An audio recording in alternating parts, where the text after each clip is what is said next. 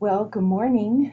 Um, we are going to continue with the lecture for the final. We are quickly approaching the final, so I'm sure that you're getting ready and that you are uh, looking forward to the end of the semester as much as I am. Believe me, I am. So, today is Wednesday, December the 2nd, and it is 8:01. Our class wouldn't technically be held until 10 o'clock, but as you know, this is asynchronous, and you are able to watch this at any time that you would like.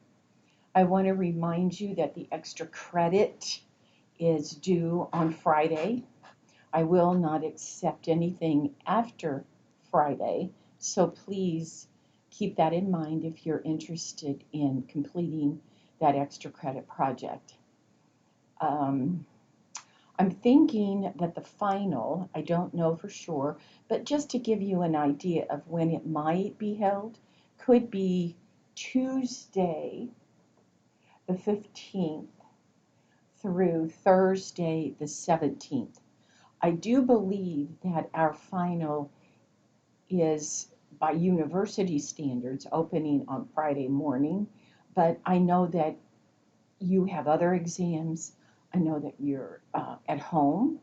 I know you have things to do and you're busy, but I am giving you Tuesday, Wednesday, and Thursday to take the exam, 15, 16, and 17.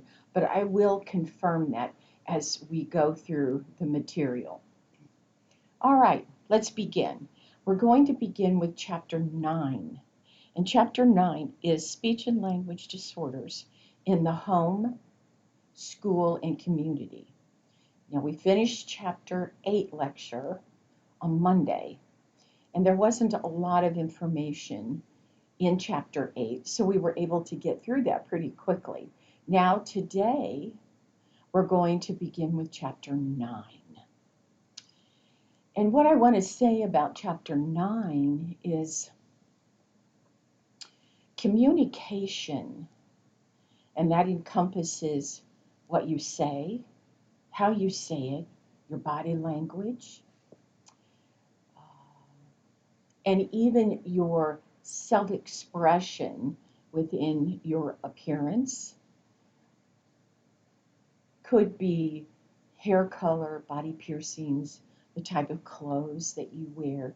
You can tell if someone is more conservative, if someone is more liberal, but communication, and that encompasses the 5 areas of language: syntax, semantics, phonology, pragmatics, and I'm forgetting one, morphology. It's early. Um, will set the tone for many of you for your future careers. We are able to communicate our wants and needs if we're an effective communicator. We are able to put our best foot forward as we apply for a job and have an interview. We are able to build relationships. We are able to express ourselves and our opinions that sometimes are comforting to us. Everybody wants to be heard. And I want you to keep that in mind as you personally are in the job market, as you personally are trying to rebuild a relationship with someone, and you're trying to explain your view, your position. And remember, once you've said something, it's there. Now it's transient, it's you say it and it's gone, but those words are powerful. Words are powerful, such as I hate you, I can't stand you, I'm sorry. I love you. Please forgive me. So you run the whole gambit of how you can repair a relationship, how you can tear a relationship down, how you communicate with your students, your level of understanding of those students, because language is receptive, what goes in, what you understand, as well as that expressive component.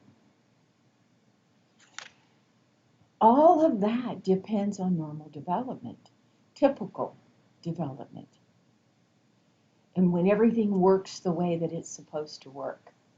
But we know that that doesn't always happen. And we have children and adults who are not good, effective, efficient communicators. We take for granted that we're able to do certain things. We take for granted that the electricity works. You flip a light switch. You take for granted that your phone is working properly and your mom's going to be able to call you, or you're going to be able to call her.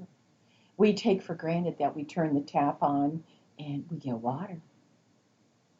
We take for granted that we go to the grocery store and we want toilet paper or bread, which is such a funny thing. You can't find toilet paper, and that it's going to be there.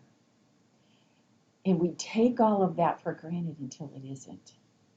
And that's where the toilet paper or the bread or the rationing, you can only buy one package. And we take it for granted until it doesn't work, until something goes wrong.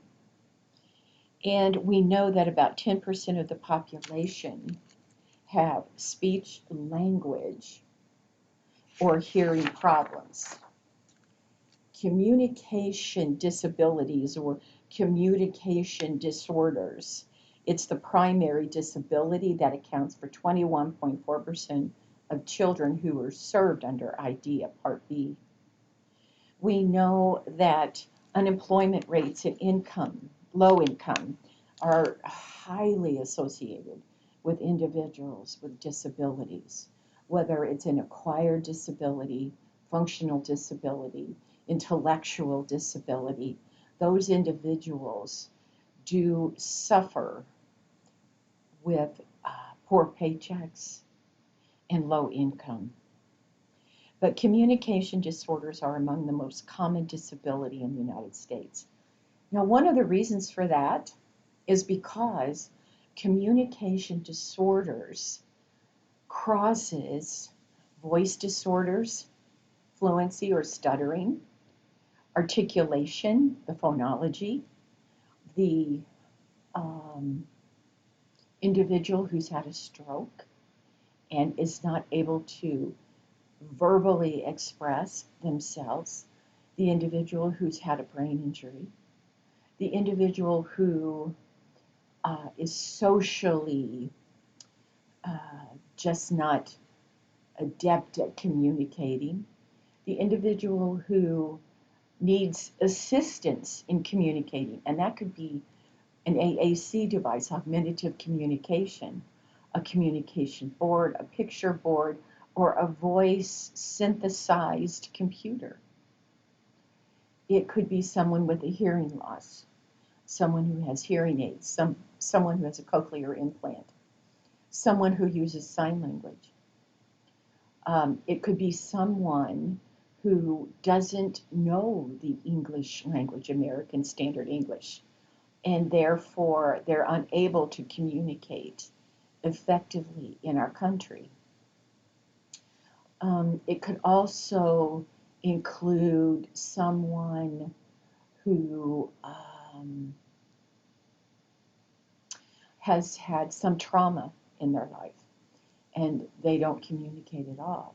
We know that within children, it is not uncommon to have selective mutism. Children shut down. I read an article yesterday, I believe, about a child who has been in a traditional classroom, and then the children were pulled, and now they're working at home virtually, and it has been traumatic for them. And then on top of that, there's been a death in the family. And these children emotionally shut down. So the communication crosses so many different types of communication disorders. And that's one of the reasons that the statistic is high on communication disorders.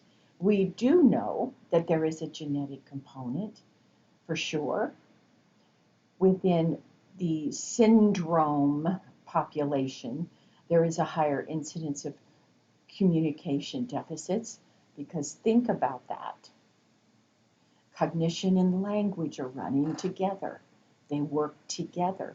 You have an individual with a syndrome, diagnosed with a syndrome, and we know that many times there is an intellectual deficit and they are unable to communicate. They may have a hearing loss. Many times with syndromes, you have hearing losses, you have vision loss, and we have a stereotypical definition of what a child diagnosed with a syndrome such as Down syndrome looks like. But there are variations within all of that. So we do also know that we have families who have ADHD running in their family. Mom says, oh yeah, I was so hyperactive and I was put on medication. And my husband also uh, had ADD. He wasn't hyperactive, but he had trouble attending, and he was put on medication. That's sort of a red flag to me to think, okay, now you brought your child in for an evaluation, and is this child looking at the same thing? Parents who intellectually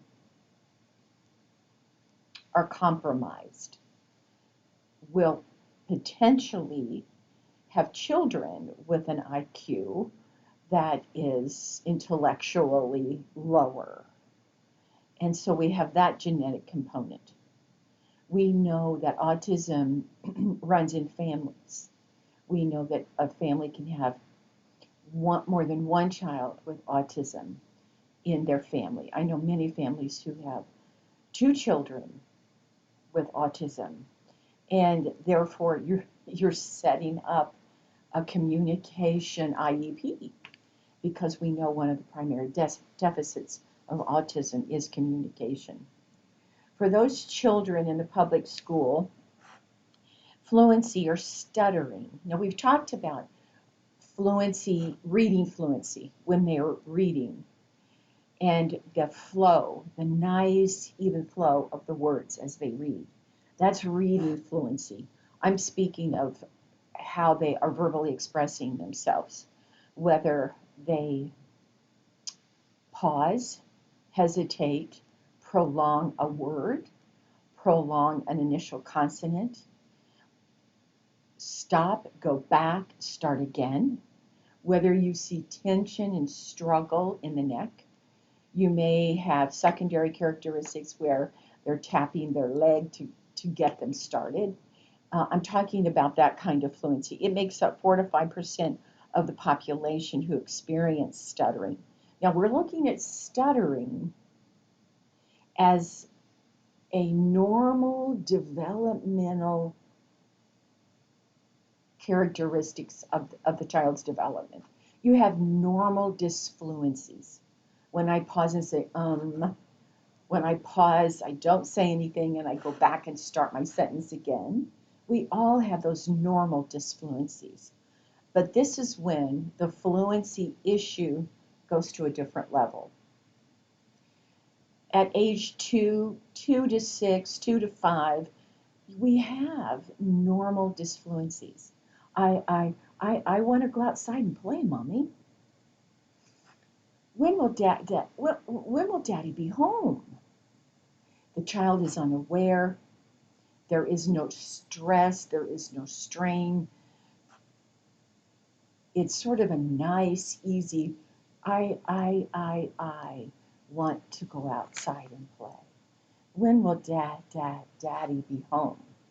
As opposed to, where you can hear the strain in their voice. That's the fluency issue that I'm talking about.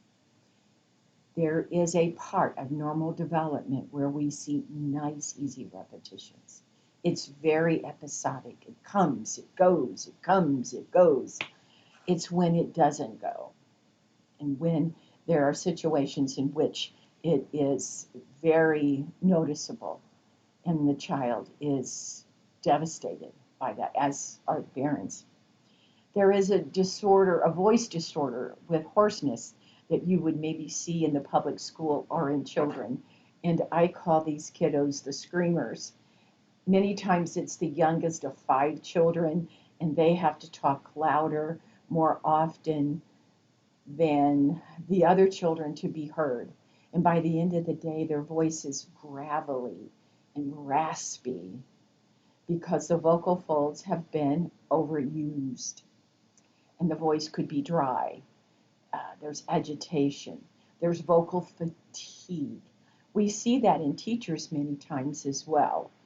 There is a level that with the lecturing, maybe not so much in the little ones, but certainly at a university level, in high school where you're teaching multiple sessions, that sort of thing, with really no opportunity for rest in between.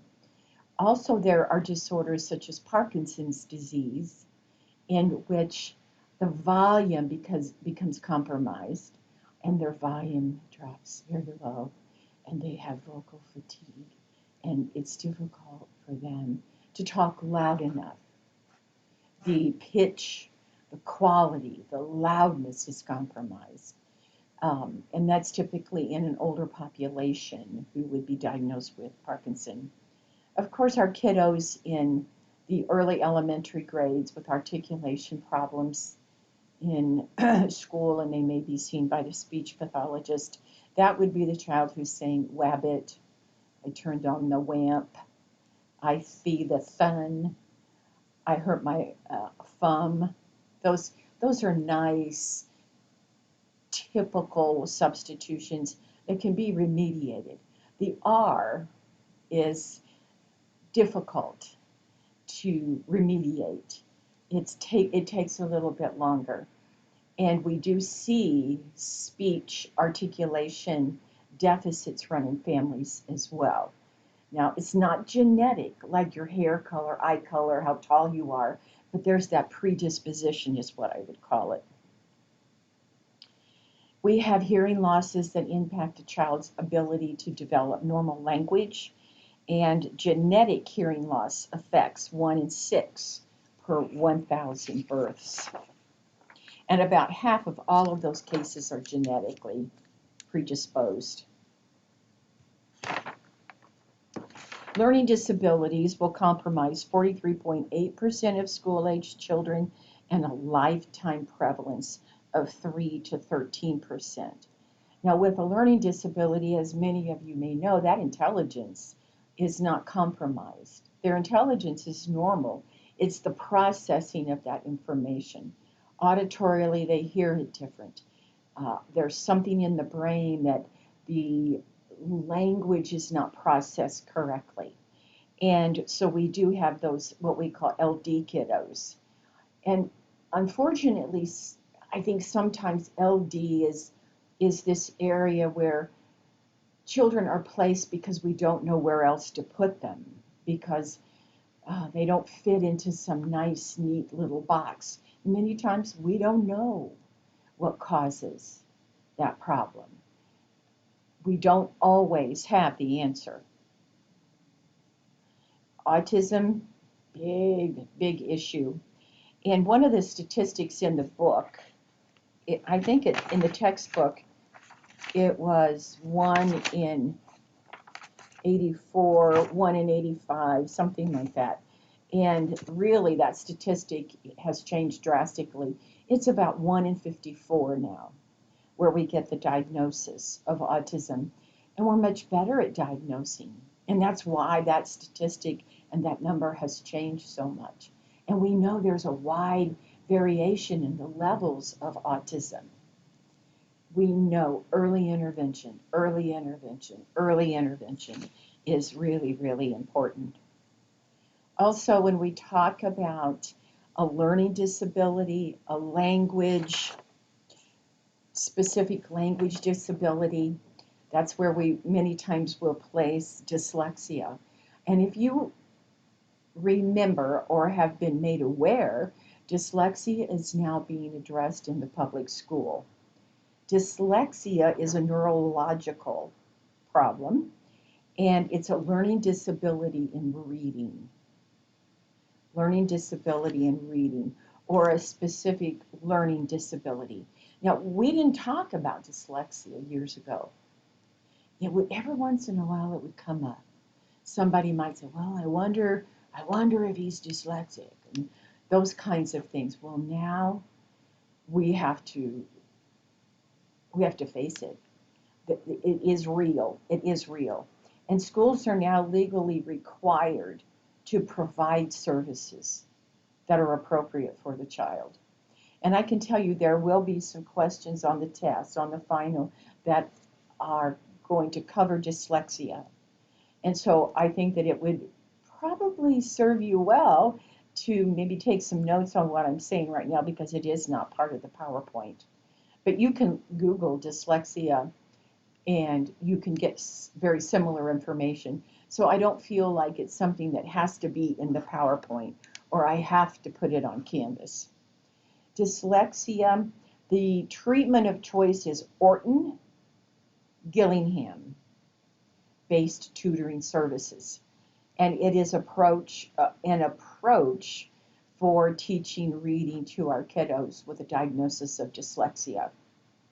Between 5 and 12% of children in the United States have dyslexia. I would say that number's low. It's typically not diagnosed until the 3rd grade. But think about this. Not every child goes to preschool. Not every child goes to kindergarten. So if they don't, then they start school in the 1st grade. And they're already trying to catch up. Okay, you have aides who come into the classroom and help the teacher. The aide may take the child out and with the teacher's instruction work on certain skills. So they're getting help. So we're helping this kiddo along in the 1st grade. Well, we evaluate at the end of the 1st grade. He's really just not up to par yet.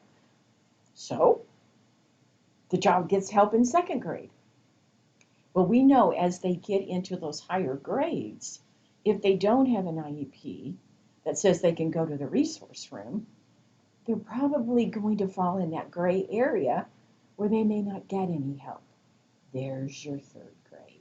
And I will tell you, when I supervise diagnostics and families come in and we look at a case history and their kids are in the 3rd or 4th grade, we look at a case history. Well, his grades were A's and B's when he was in 1st grade, and then, we start out in the 2nd grade, and A's and B's at the beginning, but then they begin to slip. Well, the first part of the year is some review. Then the second part of 2nd grade is new information, and the grades begin to slip. Keep in mind, you learn to read, and then you read to learn. And we see these kids coming into the clinic, to the speech clinic, for testing for speech and language because the grades have dropped and these kids can't keep up.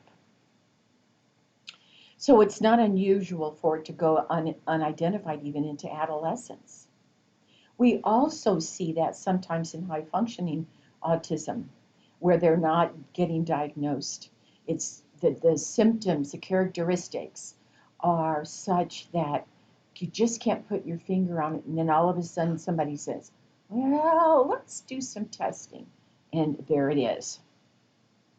Public schools many times don't have the staff to deal with our kiddos who are truly dyslexic.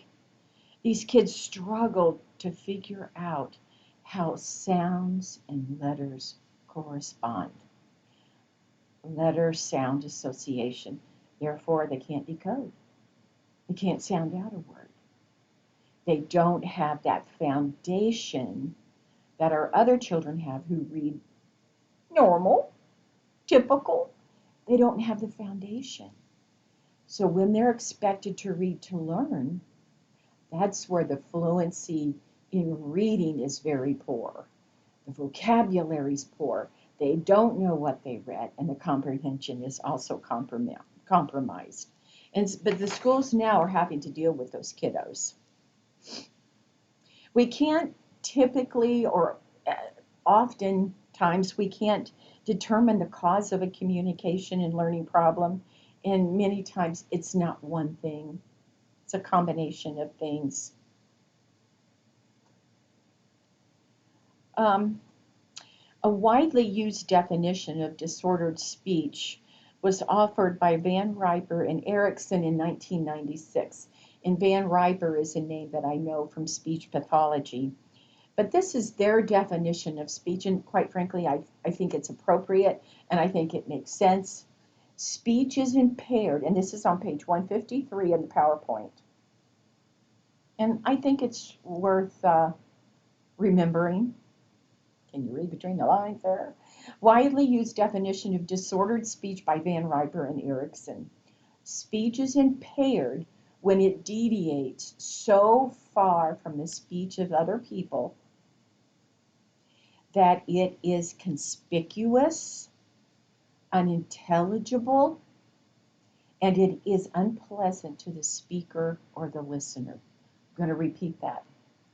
Van Riper and Erickson say speech is impaired when it deviates so far from the speech of other people that it's conspicuous, unintelligible, or it's unpleasant to the listener or the speaker. So what we have to do is we have to listen to that speaker. And if the speaker says, you know what, I don't care, I think my speech is okay. Well, are they going to be motivated to go to therapy? Probably not. If it makes no difference to them, then you're not going to have much success. If at some time they decide, well, maybe I could try that, then that would be the time to bring them into therapy. But if it isn't a problem for them, even though it could be a problem for the listener, you're not going to have a client who's motivated. It's probably not going to do very well. Now, in school, if you have a child whose speech is so different that they're being bullied, the child probably will be more motivated and will work harder for you. As they get into middle school, high school, it's not cool to go to speech. Who wants to be pulled out of a class, or their friends knowing I have to go see the speech therapist because I can't speak right? It becomes a peer pressure kind of thing. So bullying, peer pressure, you have to look out for those signs of intervention that need to be put into place, even maybe if the child is resisting.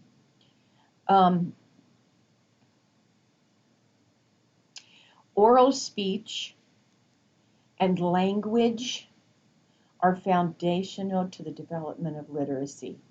A speech deficit, a speech disorder, a speech problem, whatever you want to call it, can impact reading and spelling literacy. So they sort of go hand in hand. I talked to a parent yesterday who was making a referral. Son is in the second grade and is having trouble with articulation, R, T, H, and L. And the child has difficulty with letter sound association, difficulty with reading. And we've got some neurological things going on there as well. And the parent is feeling like, okay, it's a speech problem, but I'm not so sure it's strictly a speech problem. I think there's some language going on. When the mother said to me he has trouble spelling, And this is a home that would be highly stimulating. This is a home where both parents would be there working with this child. And so that situation makes it even more critical to get the child in some help. And so the more that we talked, um, the more I'm thinking, I think we've got a language issue along with the speech issue. So what happened consequently was I took a referral for a diagnostic spring semester. But sometimes we don't know what to call it. Mother's pregnancy, labor, and delivery were fine. Um, the child only ate soft foods for the first couple years. There is some drooping on one side of the face. There's a little bit of something else going on. And if you think about cranial nerves, remember when we talked about those cranial nerves? That's cranial nerve. There's something going on. Well, I'm not a neurosurgeon. Uh, I say that I know enough to make myself dangerous, but I just know that there are cranial nerves that innervate all of this. So I know we've got something neurological going on. So I'm excited to get this little guy in, and hopefully after the testing, we'll be able to pinpoint something to help the family. A disorder is considered functional if, this is another important piece of information, if after using the best diagnostic assessments and technologies, we still don't know the pathology. We still don't know what causes it. And examples of a functional disorder would be considered reduced environmental situation, poor motivation for learning, emotional issues that suppress learning. Now, we know that children who have been victims of trauma, and I'm not even going to list the trauma, you can well imagine, that children who have been victims of trauma are depressed, many times, not always, depressed. They're not motivated. We see a change in behavior. The grades slide. There are more emotional issues. But it's not like they had a cleft palate, which is organic. They didn't have a hearing loss, which is organic. We can tell where that's stemming from. But these kiddos who have trauma, and trauma, we see it all the time, and we're getting much better at being able to diagnose the trauma. Disorders that have no organic basis, meaning no medical diagnosis, include phonological disorders, those dyslexia kids maybe, and specific learning impairment. Specific language impairment. Now, an organic disorder is one that's caused by some pathology of an organ system. Functional, we've tested and tested and tested, and we still don't know. But the organic disorder is something has gone wrong with development of the organ system. It could be hearing loss, deafness, genetic syndrome, growths on the vocal folds, and that is due to sometimes our screamers. They're smacking these vocal folds together. They're coming together hard. And along the edges of the vocal folds, they get nodules. They get little nodes that do not allow the vocal folds to come together nicely like they're supposed to. Or there is some paralysis. Now, if you've got some paralysis of the vocal fold, you've probably got some neurological impairment. Now, that doesn't mean it won't resolve, but it just means that there's something neurologically interrupting those vocal folds from coming together. You have intellectual disability from known causes, such as a child who has a diagnosis of Down syndrome. An acquired organic condition could include traumatic brain injury, TBI. Uh, you're in a car accident, you go through the windshield. What takes the brunt? Right here. Your frontal lobe into the parietal lobe, temporal lobe. Degenerative neurological conditions such as ALS, Parkinson's disease, damage to brain-related speech and language functions due to stroke, dementia, and brain tumors. So you can see the difference. The organic conditions are more medically based, whereas the functional conditions, there is nothing that seems to be medically driving this disorder. We have to look at prenatal environmental factors, and I've talked off and on about how this baby begins in this world, and that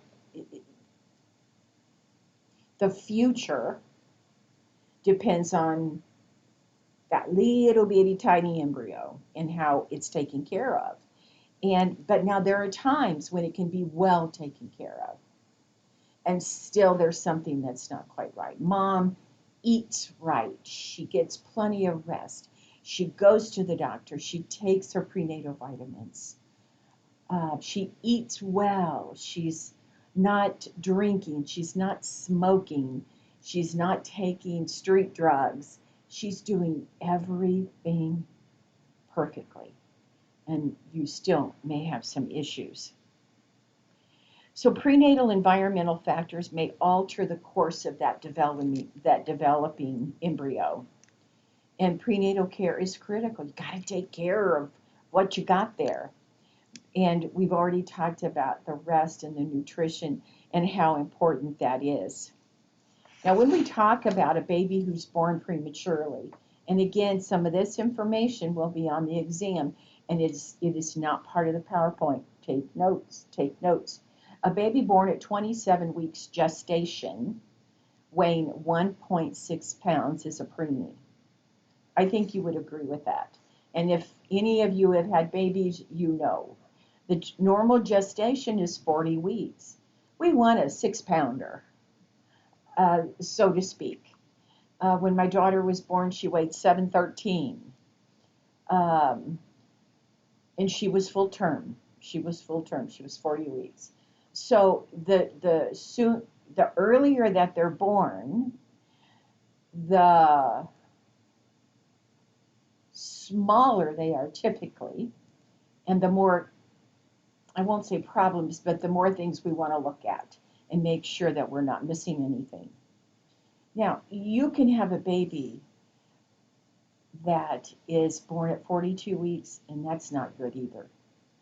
The babies who are born early, or the babies who are past 2 weeks past their due date, well, you go back and you think, did the doctor miscalculate? And if that isn't the case, then you have to start looking for things. The baby could be in the NICU for 3 months and tube fed for 2 months. Baby isn't able to suck. The baby has to latch on to the nipple, make a seal, and you get that tongue, that suck, swallow, breathe, suck, swallow, breathe. And the baby isn't able to do that. They'll put an NG tube in. Crawled at 1 year and walked unaided at 2.5 years. Well, remember, we've talked about they're supposed to crawl around 8 months. This is 12 months. And at that age, at that young age, that's a big difference. Walked unaided at 2 years. Remember me talking about what would you expect the age to be of a child who walks? 12 months. So look here, 2.5 years. So we're looking at those delays. First word at 2 years. When do we expect to hear the first word? 12 months, 1 year. Sentences at 3 years. We'd like to hear some phrases and moving very quickly into sentences around 2. Now you also have some problems with vision. Retinopathy of prematurity, and it's where the retina, it's a disorder of the retina that results in impairment of low vision. And it's usually due to the damage to the blood vessels of the retina. So it could be diabetes, it could be high blood pressure, it could be AIDS. There are other issues that come into play. Now, typically with prematurity, we think, oh, we've got to get those lungs taken care of. But it's not just the lungs. It's the vascular system, the organs, everything we have to consider. Now, the central nervous system evaluations that they do, they're looking at adjustment disorders, neurological development, emotional, ADD, speech language disorders, memory, sensory, borderline intellectual functioning, sleep disorders, seizures. Excuse me. Families also report vision problems. These kids are poor eaters. They're not uh, easy to get along with, temper tantrums. They're more interested in things. We typically think of the child who's diagnosed with autism more interested in things. But these premature babies also fall into that category. They're shy, they're timid, they bite their nails, they're anxious, they have trouble sleeping. The sensory system doesn't always work quite right. Okay. Um, all right, let's move on. Now, let me check my time here.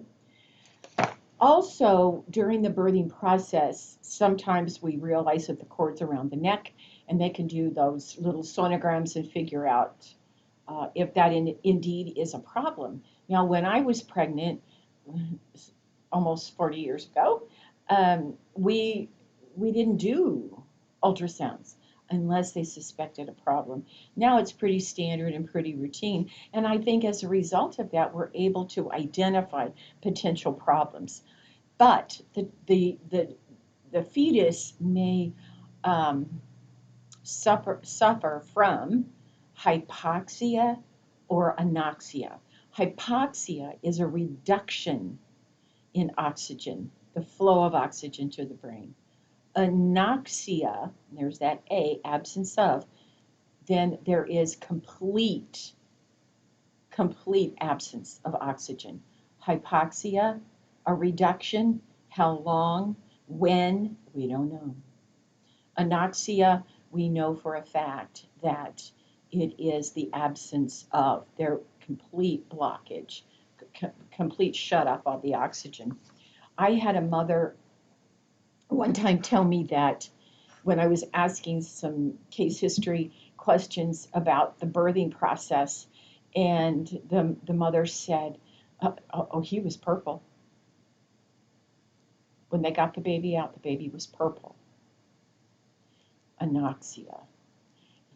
There was Anoxia was so significant for a significant period of time, went from blue to purple.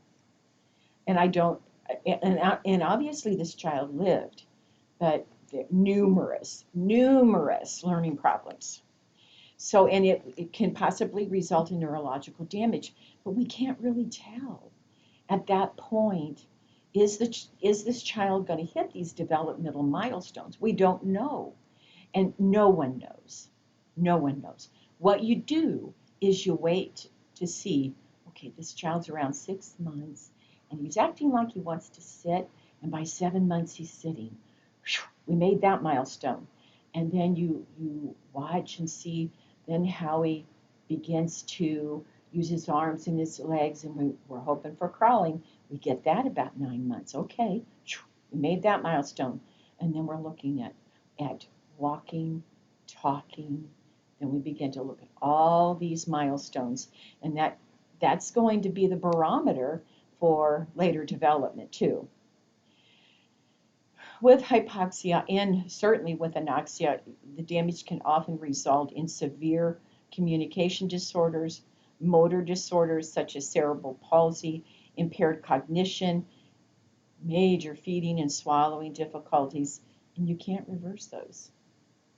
Once that oxygen was cut off, it was cut off.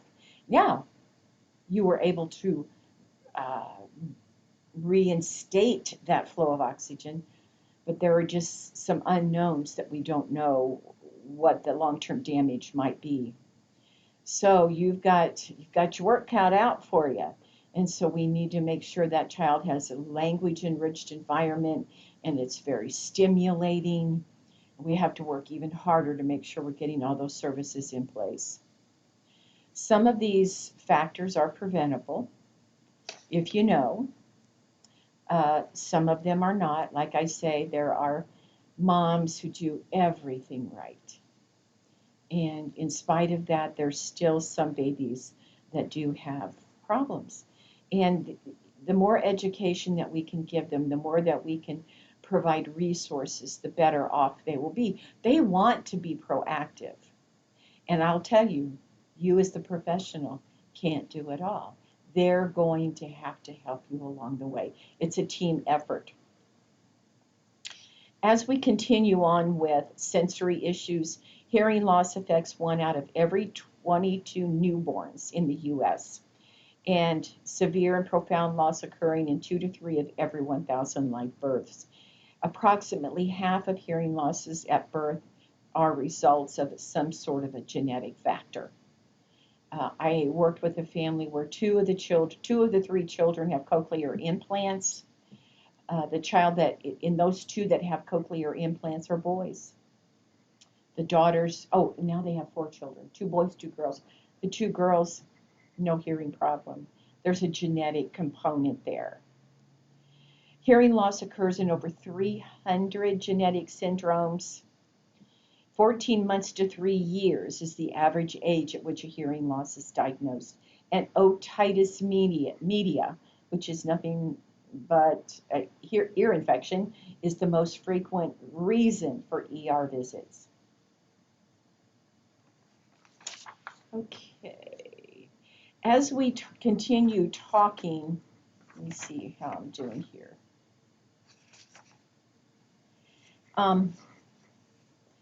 I'm going to work on finding a place maybe to find a natural stopping place. Communication disorders for those kiddos with hearing losses are impacted by the age of onset, because the family that I was telling you about with the 2 cochlear implants, the little boys, I was their service provider for speech. And I know for a fact that the second son, because I didn't get into that family until the first child was almost a year old. And it had already been decided that he was going to have a cochlear implant. And so I wasn't with him from the very beginning. The second boy, I was there from the very beginning because I was in the home working with the first boy. So the second son was born, and he was imitating the sounds of his older brother. And they were sort of guttural, screeching sounds. And so I knew he heard. And I talked to the mother about getting his hearing tested because he didn't pass the newborn hearing screening. And the place where he had his hearing screened, they couldn't, well, maybe the equipment wasn't working quite right. No maybes about it. We have 1 child with a cochlear implant. We shouldn't be messing with this. Went to another place and had the hearing screen. Well, we think he's hearing okay. We think, But the hearing or the speech and the language it just didn't feel right to me. And so when I talked to Mom again about getting another hearing test, she said, oh, she was in between doctors and she felt that he could hear okay. And I think he did hear for a brief period of time. And then I think the hearing went. So the age of onset, the age of identification, and how they manage the loss is important for these kiddos. The type of loss is also important depending on the frequencies that are impacted. Early detection is critical, just like everything else we talk about. The normal typical development of speech and language, you've got to be able to hear it because we learn by imitation. Remember, nature versus nurture. The greater the loss,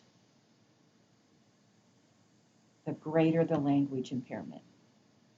The greater the loss, the greater the language impairment. We know that these kiddos may try hearing aids, again, cochlear implants, or they may go to ASL or some other augmentative device. If I lost my hearing today, it wouldn't impact my speech. It wouldn't impact my language because I'd had 66 years of stimulation. But now you have a child who is 2 and could hear, and then they lost their hearing. They've only had 2 years. And if the hearing loss didn't get detected and intervention wasn't put into place, the longer that period of nothing, the greater the language impairment. So I think I'll stop there. I'm stopping on page 157. When we get together again this week, I'm going to begin talking about low vision and blindness. Okay? Low vision and blindness. And then we will continue with chapter 9. Stay warm. It's pretty cold out there. I will see you later. Bye.